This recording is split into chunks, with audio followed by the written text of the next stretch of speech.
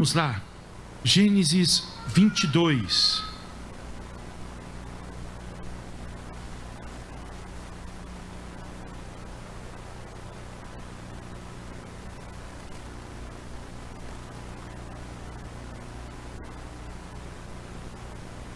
A Bíblia das Crianças é na linguagem de hoje, é um pouquinho diferente, mas a mensagem é a mesma, tá bom, Rian? Tá bom, Sara?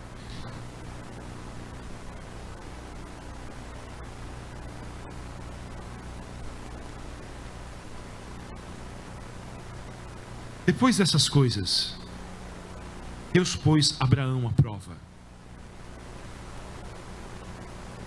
Depois dessas coisas, Deus pôs Abraão à prova. Ele disse: Abraão. Este lhe respondeu: eis-me aqui. Deus continuou: pegue o seu filho, seu único filho, Isaque, e vá a quem você ama, e vá à terra de Moriá. Ali ofereça-o em holocausto sobre um dos montes que eu lhe mostrar. Na manhã seguinte, Abraão levantou-se de madrugada e, tendo preparado o seu jumento, levou consigo 2 dos seus servos e Isaque, seu filho, rachou lenha para o holocausto e foi para o lugar que Deus lhe havia indicado. No terceiro dia, Abraão ergueu os olhos e viu o lugar de longe. Então disse aos servos: esperem aqui, com o jumento, eu e o rapaz iremos até lá. E, depois de termos adorado, voltaremos para junto de vocês. Abraão pegou a lenha do holocausto e a colocou sobre Isaque, seu filho. Ele, por sua vez, levava nas mãos o fogo e a faca. Assim os dois caminhavam juntos. Isaque rompeu o silêncio e disse a Abraão, seu pai: meu pai.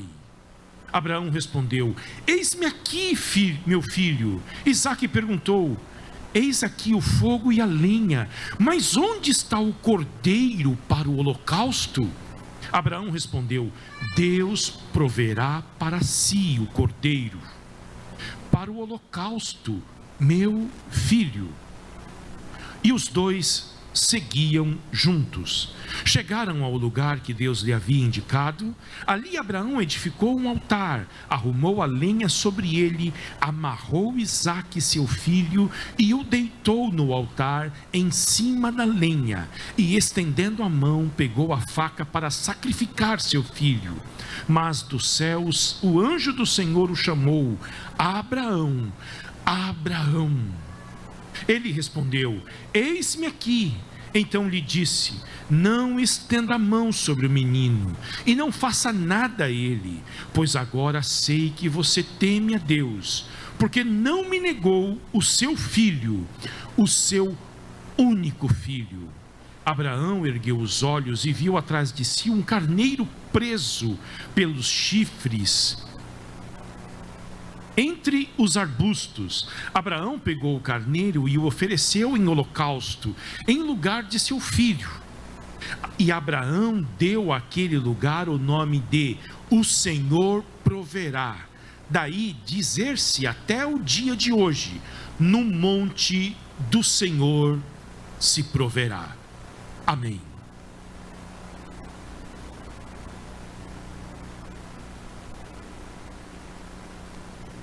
Pai querido, no nome de Jesus, nós estamos aqui mais uma vez para prestar culto ao Senhor. Nós precisamos muito de Ti. Nós precisamos muito do Senhor. Alguns de nós estamos sendo provados, ó Deus. Que haja conforto no coração nesta manhã. Nós não sabemos o que nos sobrevirá nos próximos dias, meses e anos, mas que a gente saiba que o Senhor provê, que o Senhor proverá.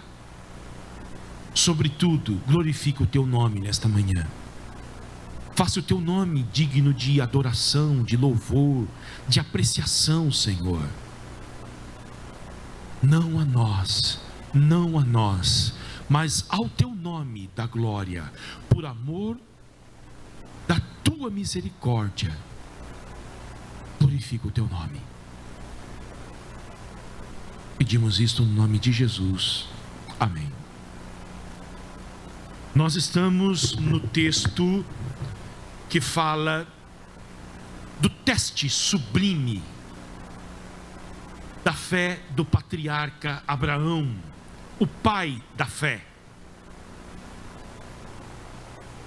Este é um dos textos mais lindos das Escrituras. Um homem de Deus disse que se tivéssemos apenas Gênesis 22, nós saberíamos tudo sobre o Evangelho de Jesus Cristo. Porque sobretudo este texto aponta para Jesus, aponta para o Evangelho, aponta para o sangue derramado, aponta para a cruz e também para a ressurreição. E eu vou pedir para as crianças, para que vocês desenhem nesta manhã um pai e um filho caminhando e uma cruz, e se possível um cordeiro também. Um pai, um filho, uma cruz e um cordeiro. Este é o tema da mensagem de hoje. Tá bom, crianças? Um pai, um filho caminhando, uma cruz e também um cordeiro. Então, enquanto nós pregamos, vocês vão desenhar, tá? Esse texto, queridos, mostra também o quanto Deus pode provar um homem.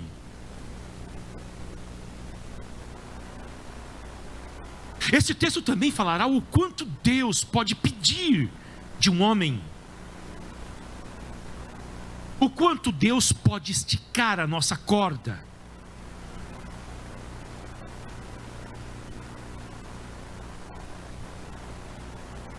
Esse texto vai falar do amor de Deus por estes ou aqueles a quem Ele prova, a quem Ele submete a estas provas tão severas quanto esta experimentada pelo Abraão. Então, por fins didáticos, nós vamos ver 3 ou 4 partes deste texto nesta manhã, em que tudo aqui está no superlativo grande.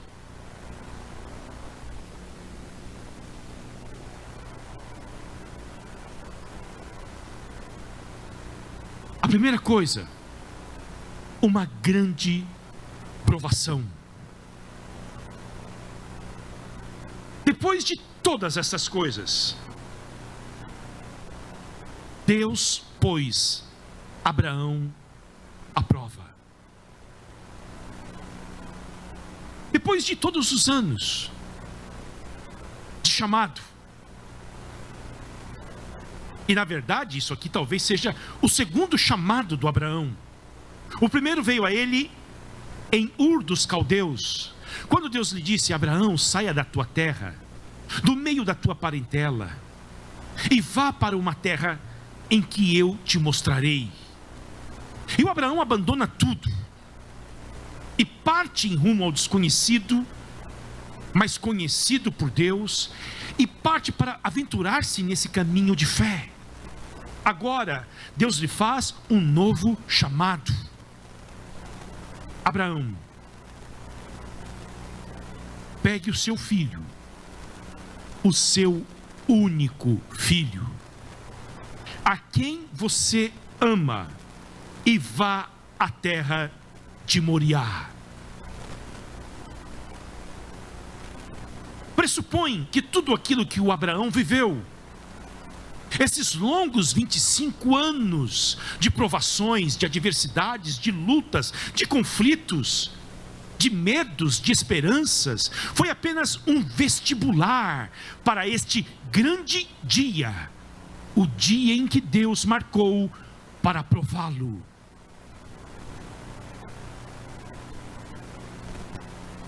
E o que me chama a atenção é que ele já era avançado em idade. E mesmo na sua velhice, Abraão foi provado severamente por Deus.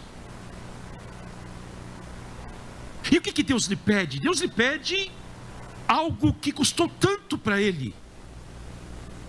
Vocês já sabem da história.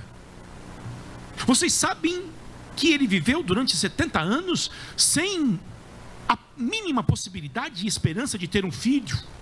E Deus lhe apareceu, lhe fez uma promessa, mas essa promessa não se cumpriu de um dia para o outro. Foram longos anos de espera. E agora, em que a promessa se concretiza, em que ele está desfrutando da alegria de ter este filho, ele está vendo este filho crescer. Vocês se lembram da pregação anterior sobre Abraão, em que eu falei que ele se despediu do Ismael, que era o filho da carne, o filho não reconhecido por Deus como o herdeiro das promessas, e Abraão agora estava sem o Ismael e estava prestes a perder o seu Isaque.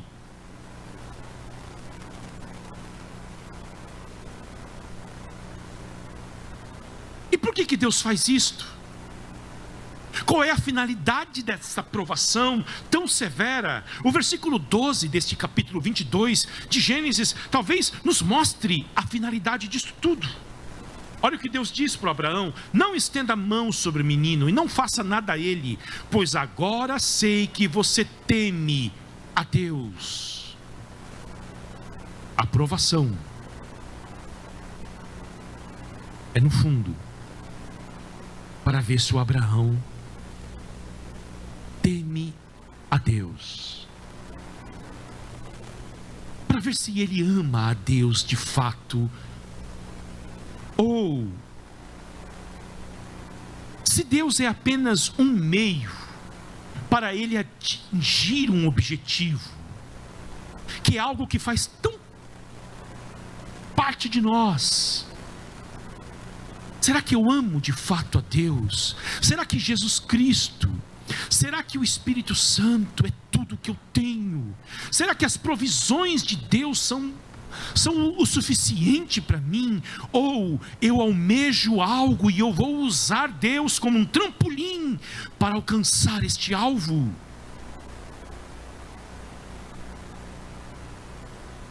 Até então, o centro gravitacional da vida, do coração do Abraão era Deus. Agora parece que surge outro, chamado Isaque. E Deus repete 3 vezes na narrativa o seu único filho. E Deus fala com ele: a quem você ama? Eu quero ele para mim.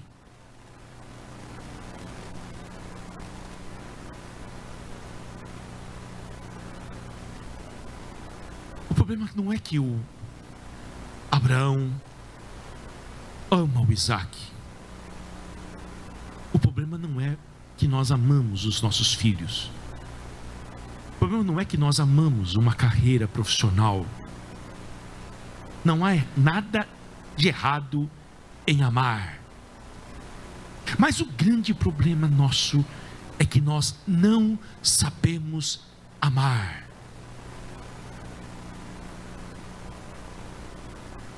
E o que pode ocorrer conosco?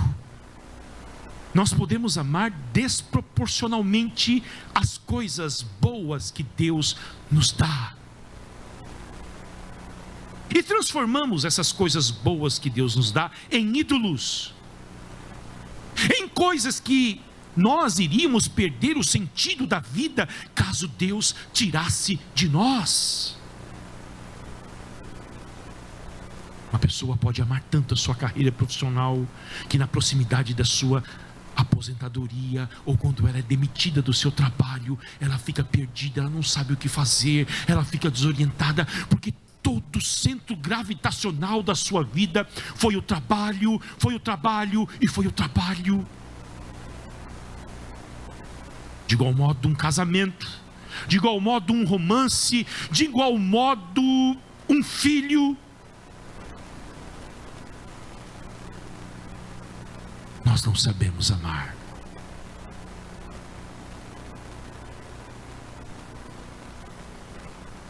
Depois destas coisas, o Senhor pôs o Abraão à prova.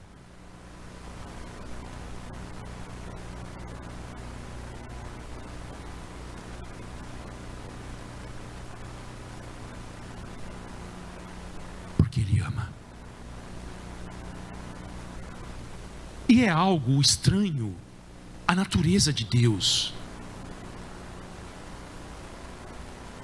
O coração de Deus é terno, é amoroso. Mas dentro deste coração terno e amoroso, Ele tem tanto ciúme do Abraão. E Ele não deseja que o Abraão se destrua. Porque esta é a armadilha da idolatria. Ela promete para nós algo que ela não pode cumprir. E o Abraão pode colocar todo o seu coração no seu filho Isaque. E um dia este Isaque desapontá-lo e o coração do Abraão ser destruído. Nós amamos os nossos filhos. Amém. Glória a Deus por isso. Mas com o nosso amor nós podemos destruí-los. Querem um exemplo?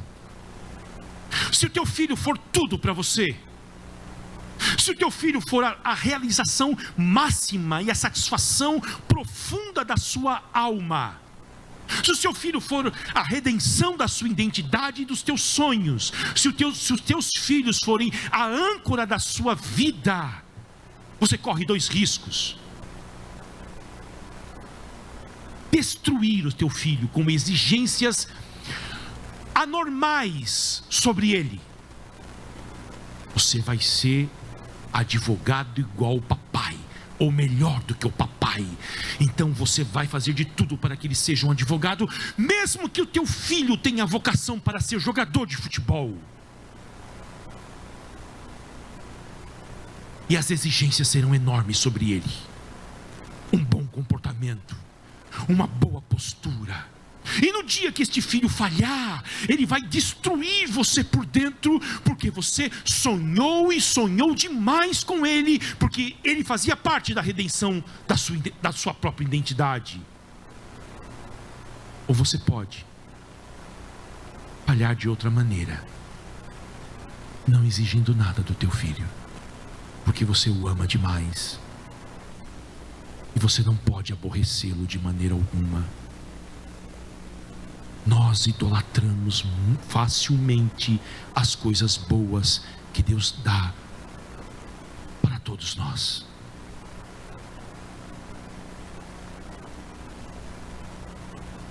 Em segundo lugar, o texto nos mostra uma grande convicção do Abraão.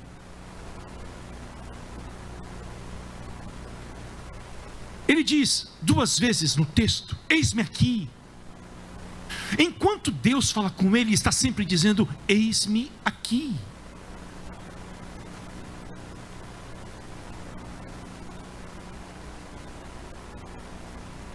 E ele acorda cedo para obedecer a Deus. O texto diz que ele acordou de madrugada, preparou os detalhes para obedecer a Deus, chamou 2 dos seus servos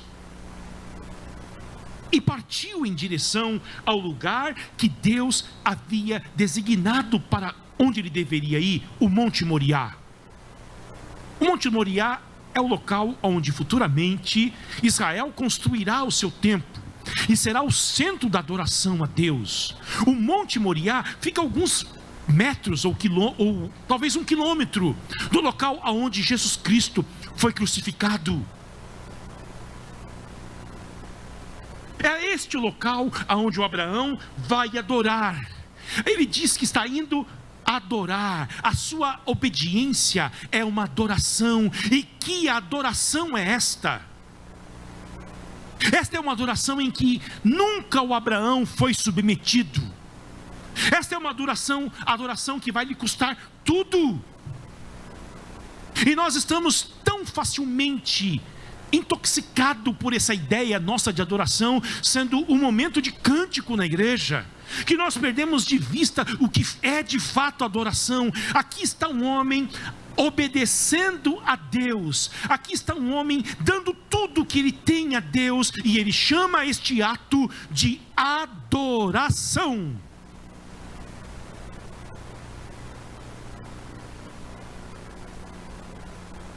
Porque a fé que Deus dá aos homens, a fé que Deus nos dá, a fé salvífica, é uma fé que vai à igreja.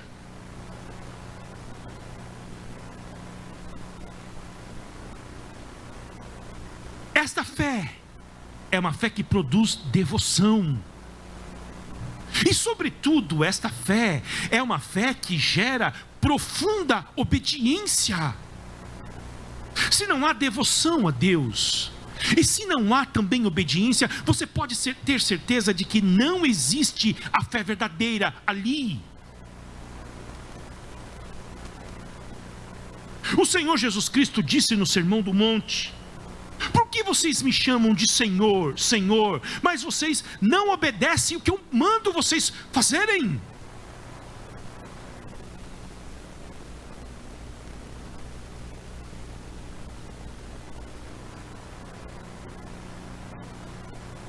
Vocês não fazem o que eu mando, mas vocês chamam a mim de Senhor, Senhor. Esta fé verdadeira, a fé do Abraão, a fé que justifica, é a fé que obedece, é uma fé que tem uma profunda convicção naquilo que Deus mandou fazer. E essa convicção, queridos, profunda, é evidenciada no caminho, enquanto eles estão nesses 3 dias, até chegar ao Monte Moriá. E aqui,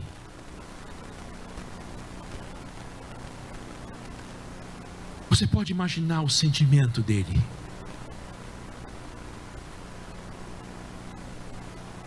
Eu preferia que Deus falasse comigo para eu fazer algo que exigiria muito de mim, e que eu já fizesse daqui 10 minutos. Mas Deus deixa e o faz caminhar por 3 dias, de Berseba até Jerusalém. E você pode imaginar as tentações que este homem foi submetido durante esses 3 dias.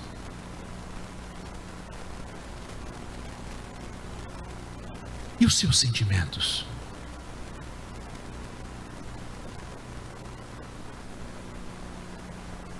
A Bíblia diz no livro de Hebreus,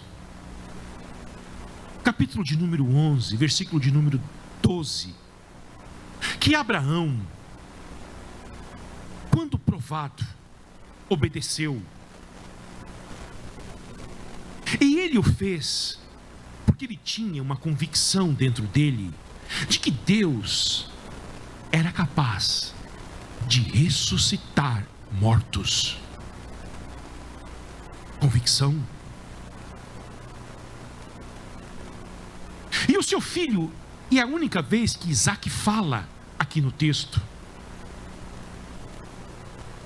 pergunta ao pai, é um garoto, talvez um adolescente já, inteligente.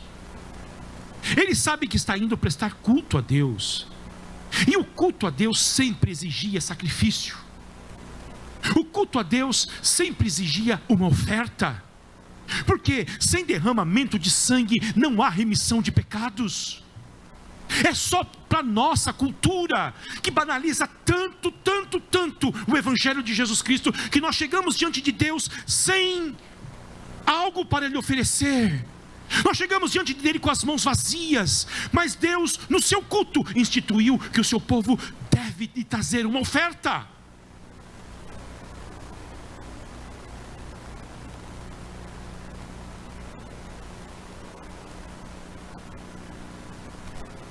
sem derramamento de sangue não há remissão dos pecados. Então o Isaac olha para o pai e diz: pai, nós estamos aqui, você tem o cutelo nas tuas mãos, eu tenho a madeira, pai, e aonde está o cordeiro para o holocausto?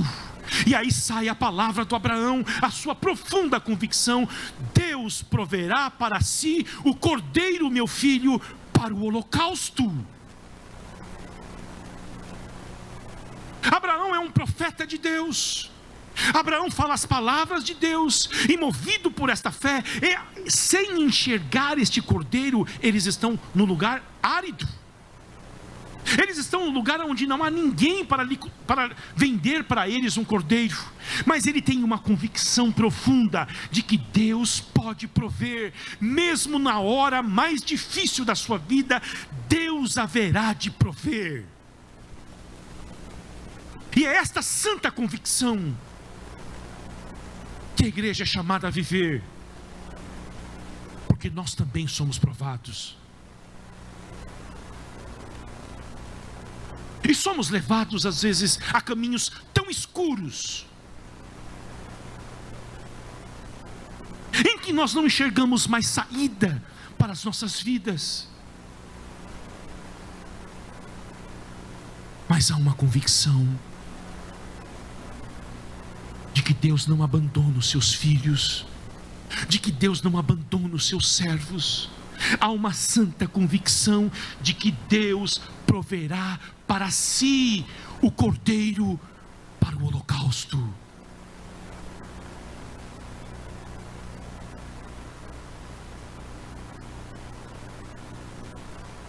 Eles sobem um monte. E aqui, queridos, é a imagem de um pai e um filho, os dois sozinhos. Os servos estão embaixo, e há uma colina de fato íngreme até o Monte Moriá. O Isaac carrega o madeiro nas suas costas, Abraão o fogo para o holocausto e o cutelo.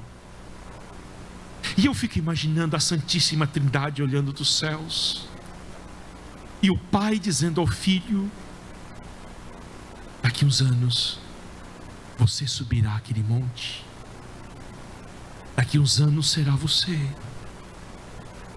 Entretanto, agora o Abraão está sentindo um pouco do patos, do sentimento que nós teremos entre nós, Pai, Filho e Espírito Santo, para redimir este povo que nós amamos. Abraão simboliza o próprio Deus, e o Isaac aponta para a pessoa bendita de Jesus Cristo, carregando a sua cruz até o alto do monte. E queridos, eu não quero imaginar a construção deste altar, as pedras, e o Abraão olhando para o filho. E como você acha que ele falou para ele? Filho, o cordeiro é você.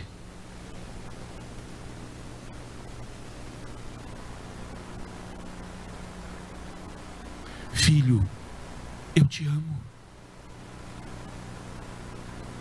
Você é o filho da minha velhice, o filho da promessa. Entretanto, o papai ama mais a Deus do que você.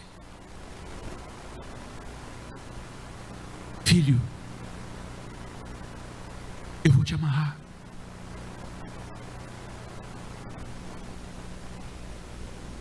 E eu vou te imolar.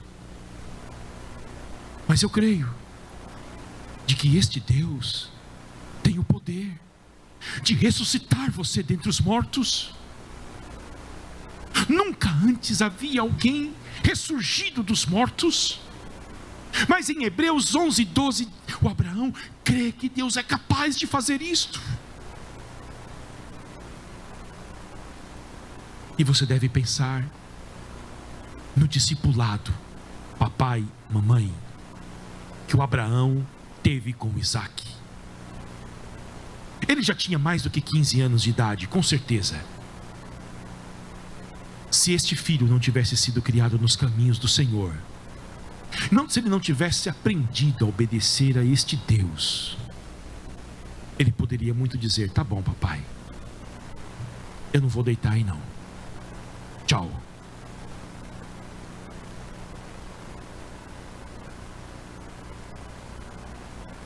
Abra sua Bíblia em Isaías 53.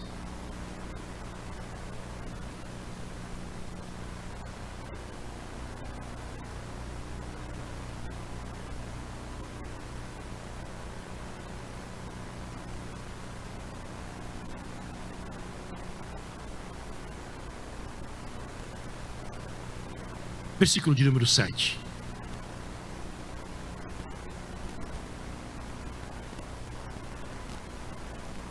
Crianças, vocês acharam?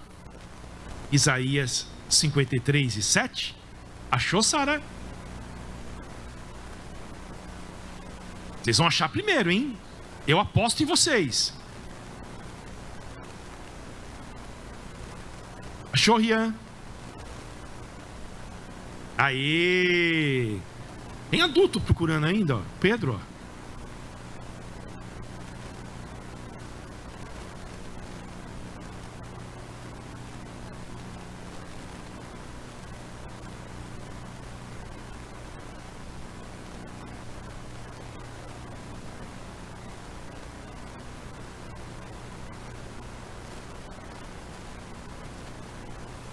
E tão feliz, eu vou abrir um parêntese. Meu filho estava esses dias me ouvindo falar sobre Lutero, lá em casa, e ele disse: papai, o Lutero foi para um castelo, e lá no castelo ele ficou preso, escondido, e ele leu o Salmo 46, papai. Deus abençoe os professores deles, viu?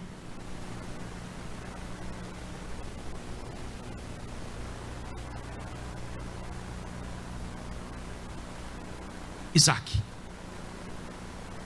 Jesus, ele foi oprimido e humilhado, mas não abriu a boca. Como cordeiro foi levado ao matadouro, e como ovelha muda diante dos seus tosquiadores, ele não abriu a boca.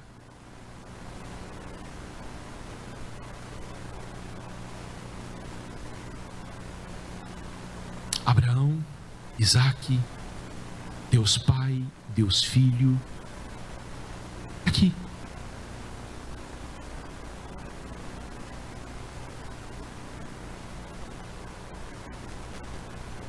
Aquela missionária que eu falei um dia para vocês, uma das maiores médicas da Inglaterra, que não casou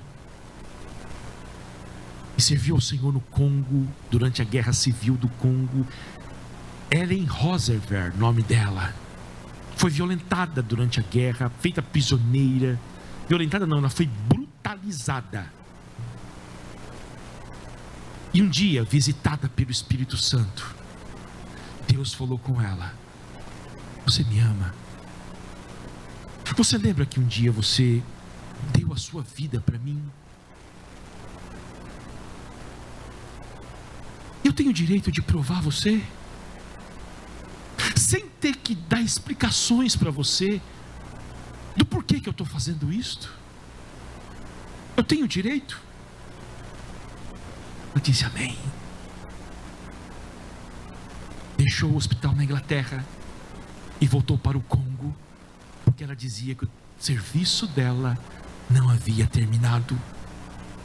Daqui Deus escolhe o Abraão e chama esse homem do paganismo,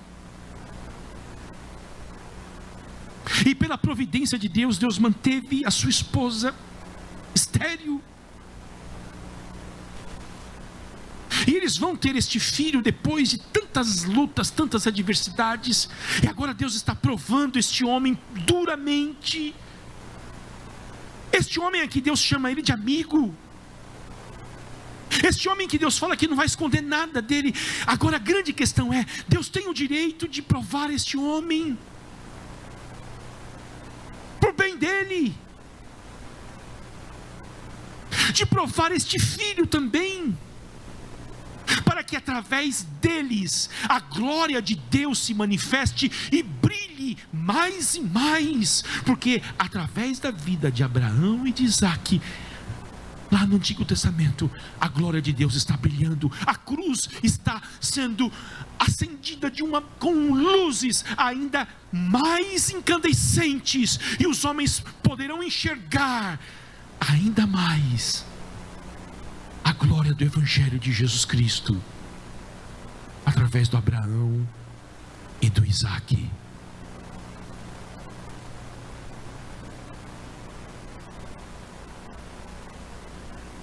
Quando ele levanta as mãos para imolar, uma voz dos céus diz: não, Abraão, não, Abraão, não.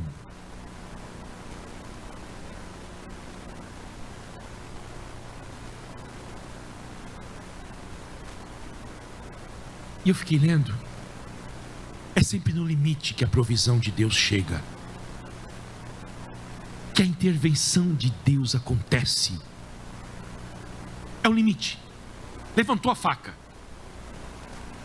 Eu imagino ele fechando os olhos,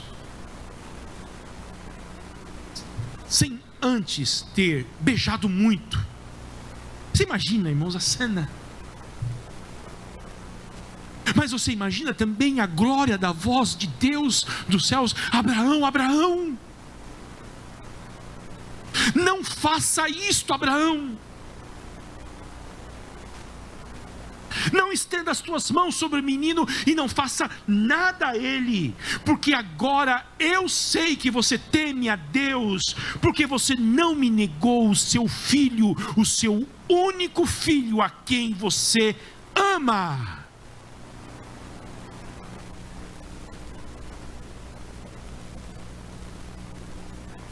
Que mudança!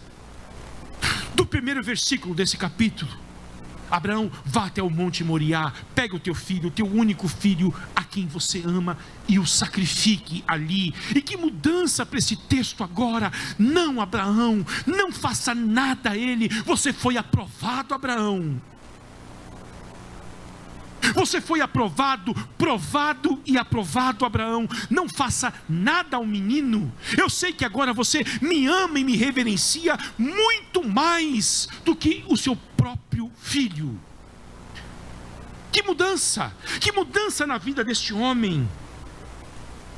Você sabe muito bem que chegou um momento da caminhada do Abraão em que ele estava disposto a prostituir a sua esposa Sara, dando ela nas mãos do faraó, porque ele tinha medo do que poderia acontecer com ele no Egito. E pela segunda vez o Abraão fez isso diante de um rei filisteu chamado Abimeleque, porque ele tinha medo do que os homens pudessem fazer contra ele. Então ele fez uma estratégia com a Sara: nós vamos por uma terra, nós não sabemos se os homens de lá temem a Deus, então quando a gente chega lá, você é muito bonita, você fala para os homens que eu sou seu irmão, e eles assim vão pegar você, casar com você, levá-la para os haréns, e eu vou ficar livre, tá bom, Sara? Ela: tá bom.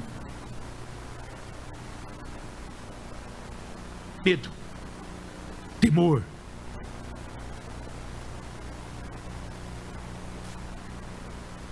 Um homem com medo faz coisas terríveis.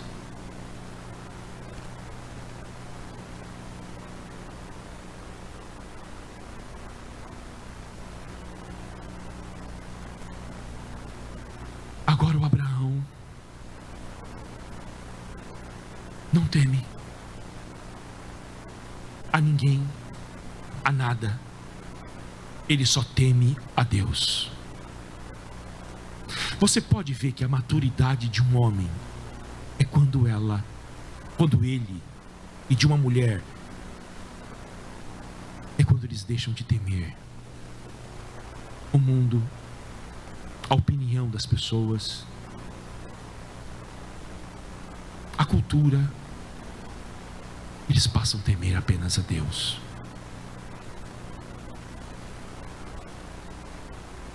Por isso que o salmista Davi disse no Salmo 86, verso de número 11: põe em meu coração o desejo de temer apenas o teu nome.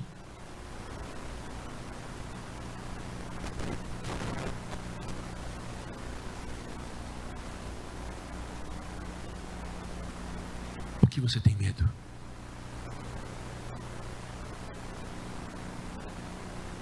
Por que você tem tanto medo?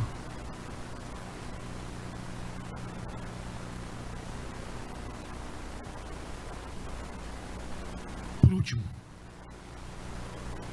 uma grande provisão. Grande provisão. Versículo de número 13. Abraão ergueu os olhos e viu atrás de si um carneiro preso pelos chifres entre os arbustos. Abraão pegou o carneiro e ofereceu em holocausto, em lugar, esta é a palavra, em lugar do seu filho. E Abraão deu àquele lugar o nome de o Senhor proverá. Daí, dizer-se até o dia de hoje, no monte do Senhor se proverá. Ele viu a provisão. A palavra providência, que nós usamos tanto na igreja,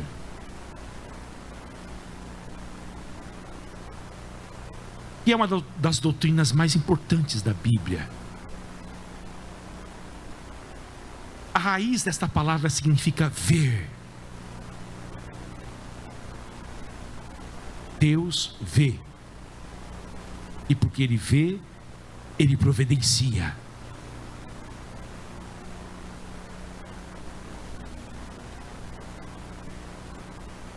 Deus viu a necessidade de um cordeiro e Ele providenciou. Entre os arbustos havia ali um carneiro, o substituto do Isaque. Note, era necessário na adoração que o sangue fosse derramado. Não era apenas a aprovação que estava em jogo, era também um culto a Deus. O anúncio de que alguém haveria de pagar o preço pelos pecados.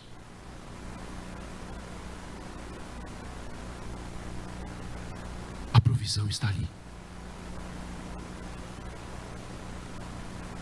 Jesus Cristo, em um debate com os fariseus, no capítulo 8 do Evangelho de João,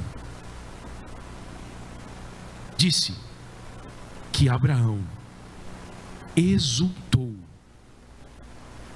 se alegrou ao máximo com esta cena aqui,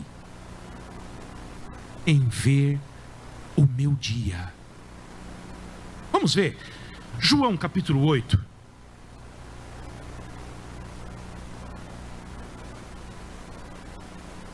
Nós já estamos terminando. Versículo de número 56.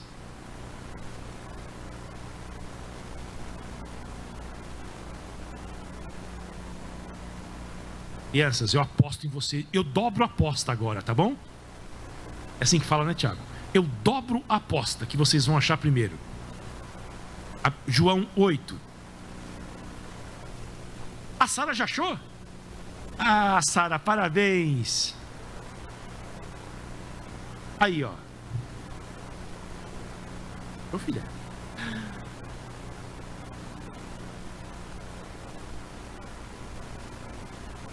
Eu não vou falar, mas tem adulto aqui procurando. Eu não vou falar nada.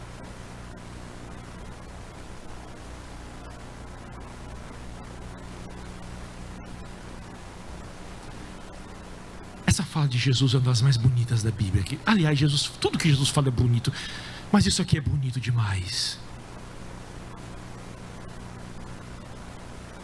estava em jogo lá naquela provação?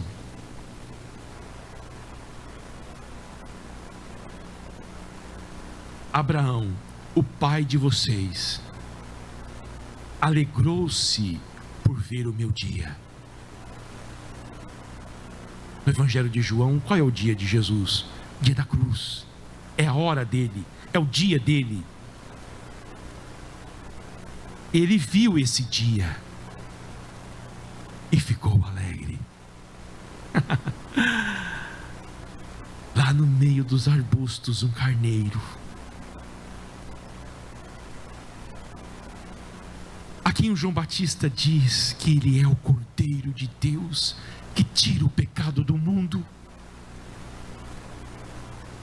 O Abraão, muito antes de Jesus vir ao mundo, lá no Monte Moriá, em meio à sua mais severa provação, viu o dia mais glorioso da face da terra, o dia de Cristo, o dia da sua morte e o dia da sua ressurreição.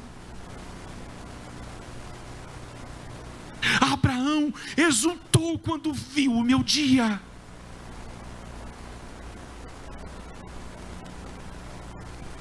E se alegrou. E a grande questão é: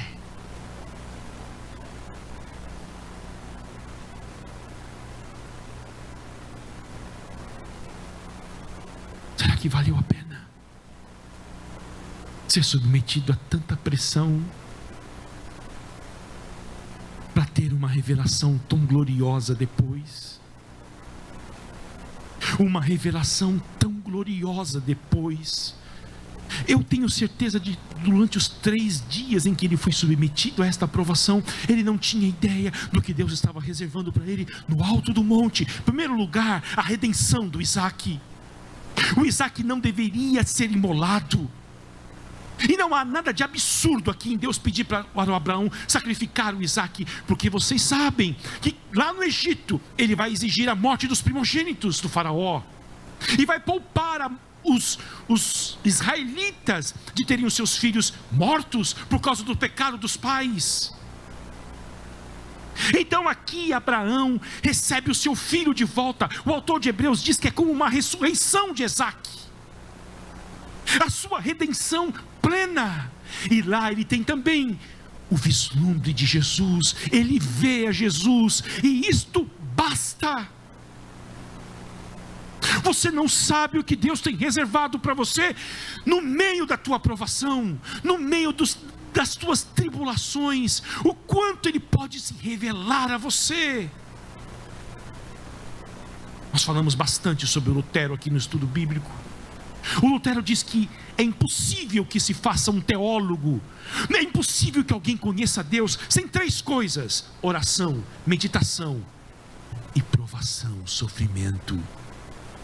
Quando ele dizia que ele sofria profundamente, ele dizia: agradeço a Deus por aqueles que estão me perseguindo, me caluniando, porque quando eu for para a Bíblia agora, eu vou conhecer melhor a Deus, porque a provação me tornou apto para isso. Abraão exultou em ver o meu dia, viu e alegrou-se. É isto.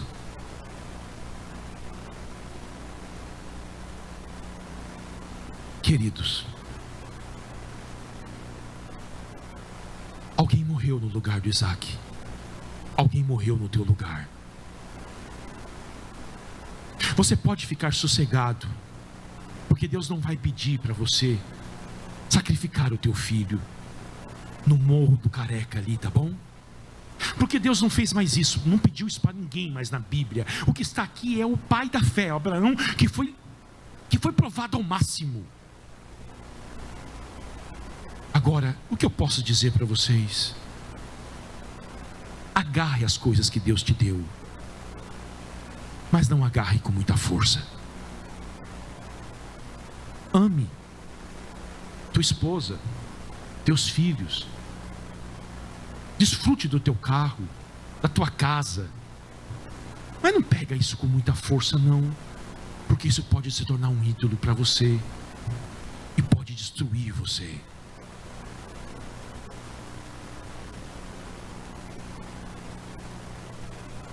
A segunda coisa é que você saiba que no meio da tua provação, quase nos limites da tua provação, a intervenção de Deus vem, ela é real. A intervenção e a provisão de Deus. E que você saia daqui dizendo: no monte do Senhor se proverá.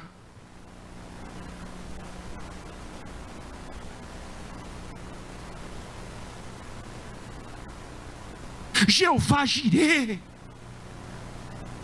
o Deus que provê para os seus filhos. Este é o Deus da Bíblia. Este é o Deus do Abraão, do Isaac e do Jacó. E não é o Deus da XP Investimentos, do banco pactual, das análises de mercado. Ele é o Deus do Abraão, do Isaac e do Jacó. O Deus que provê para o seu povo. Creia nele, Deus da providência. E o Abraão deu aquele monte, não mais Moriá, o nome de o Senhor provê. Ele tirou o foco dele. Se fosse uma religião pagã, o monte poderia chamar o lugar da experiência do Abraão. Igreja evangélica, a experiência do Abraão. Não.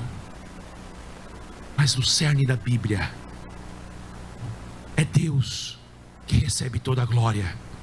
Porque dele, por meio dele, para ele são todas as coisas. Então Abraão aponta para Deus. Aqui é o lugar da providência de Deus. Amém? Deus provê. E dias o Thomas chegou em casa cantando a musiquinha lá da escola. Na hora de comer, falou: papai, eu vou cantar uma música que eu aprendi na escola. Deus provê, Deus proverá.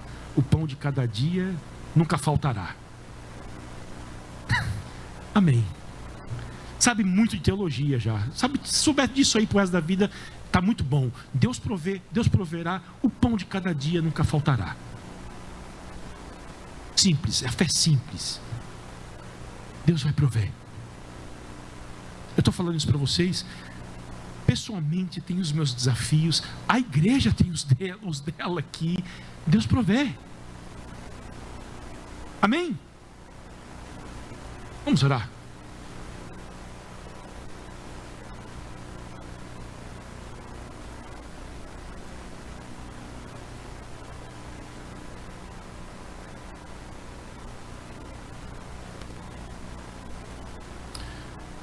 Senhor, nós cremos de que o Senhor é o mesmo, o Senhor não mudou. E por isso nós nos alegramos nesta manhã. Glorifica o teu nome, Senhor. Glorifica o teu nome. Nós pedimos isso ao Senhor. Glorifica o teu nome. Em nome de Jesus que nós oramos. Amém.